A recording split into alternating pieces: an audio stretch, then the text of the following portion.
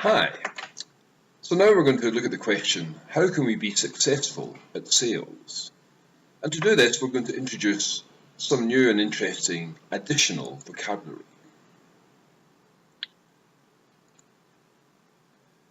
The first word that we need to think about is prospecting. Prospecting means looking, hunting for new customers. And this is one of the key, most important things about selling. You can get extremely busy.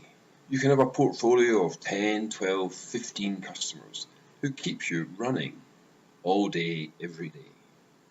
But there can't be any excuse.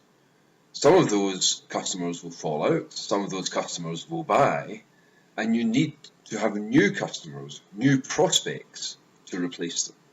So no matter how busy you get, you have to keep looking for new customers, prospecting. And that will help you to build a pipeline. The most successful guys, the most successful salespeople, are those who have a constant flow of new potential customers coming through in a pipeline. Pipelining, building not what you need for this month or this quarter, but for next quarter and the quarter beyond and next year. Building your pipeline is the secret to continued success. The next thing is to qualify to a close. Whenever you have a customer, you should qualify them all the time. Is this customer serious? Can I provide exactly what he needs?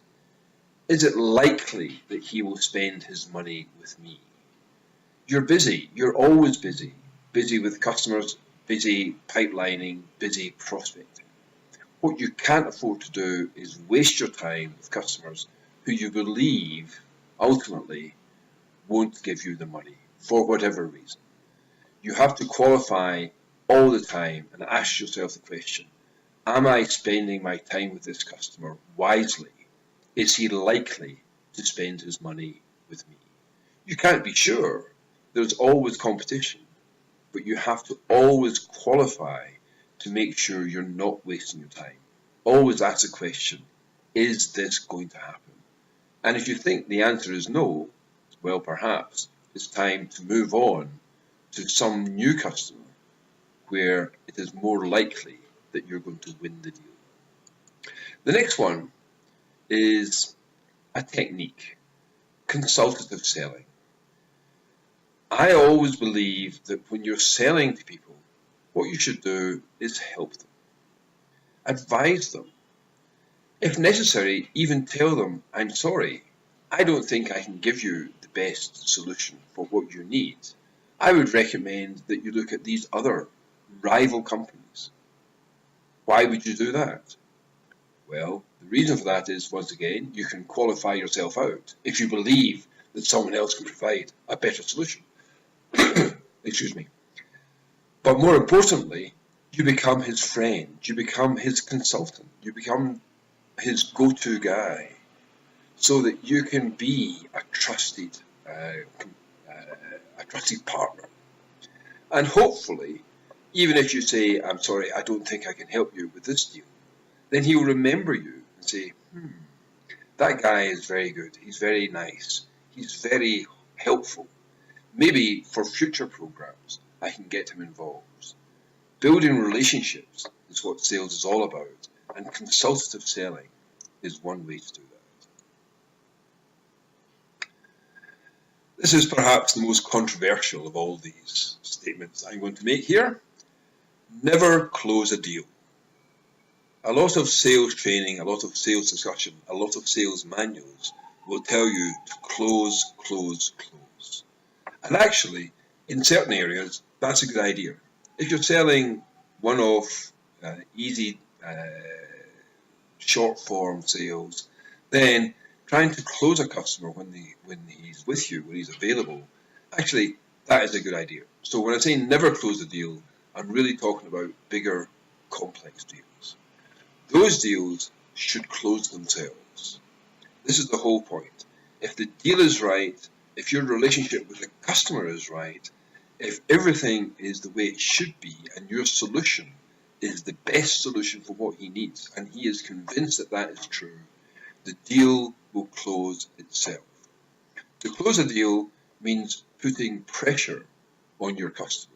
And if you have a good, strong, personal relationship with the customer, if you've become a consultative friend of your customer, then the last thing perhaps you need to do is put pressure on them. However, sometimes you may say, hey guys, it looks as if we're getting to the end of this. What's your position? What do you think? Are we going to do this deal? Are we going to make this happen? But it should be a gentle question. It should never be a pressure push to close a complex deal. That's my opinion. I'm not saying it's not controversial. The next thing we need to think about is your inside salesman. Whenever you're doing a long negotiation, evaluation, a big process, the key thing to do is to find someone in the organization you're selling to who agrees that you are the right answer, that you provide the correct solution. If you can find someone inside the organization to become your friend, your partner, you're part of the deal together, then he can help you to find out exactly what you need to know in terms of the money, the decision making, what's happening, what's going on, what's being discussed, who's the competition. You need to be ethical about this. You can't expect this guy to tell you secrets, and you can't expect this guy to do things for you which are, shall we say, underhand. And nor can you spend money on this guy and take him out for expensive meals and give him expensive gifts. That is not allowed. It never has been good, but these days it's not allowed at all. But you can still find an inside guy who believes that your product is the correct solution. He will then help to guide you through the whole process and keep you informed about how the deal is progressing. A hugely valuable, hugely important thing to do. The next thing to remember is never to sell your product. Always provide the solution. This is the key thing that you have to understand about selling. People are spending money, but they're not spending money on a product. They're spending money in order to either make more money or save more money. And that requires a solution. So never worry too much, never focus too much on the bells and whistles, the technical details of your product. Focus on the way what you can deliver, what your company can deliver, solves their problem, creates their solution. Towards the end of a deal, actually right at the beginning of the deal in the first place, you need to understand the decision process. Who makes the decision? You're unlikely to be dealing with the boss. You're going to be dealing with the people the boss has given the task of looking at this project, finding the correct solution, finding the correct product. But you need to know and understand who will make the final decision, who will sign the check. Once you know that, especially when you're working with your inside salesman, the guy we just discussed, then when you understand the process, when you understand who is the ultimate final decision maker, whose money will actually be spent, then you can work with your internal contacts, you can work with your structure to make sure that he is convinced that you are providing the right solution at the right time for the right price. Because this is the next thing that we need to think about, return on investment. Remember, when companies, businesses, people spend money, they are doing that in order to make money or to save money. It's the same thing. So what you always need to focus on is how your solution can pay for itself.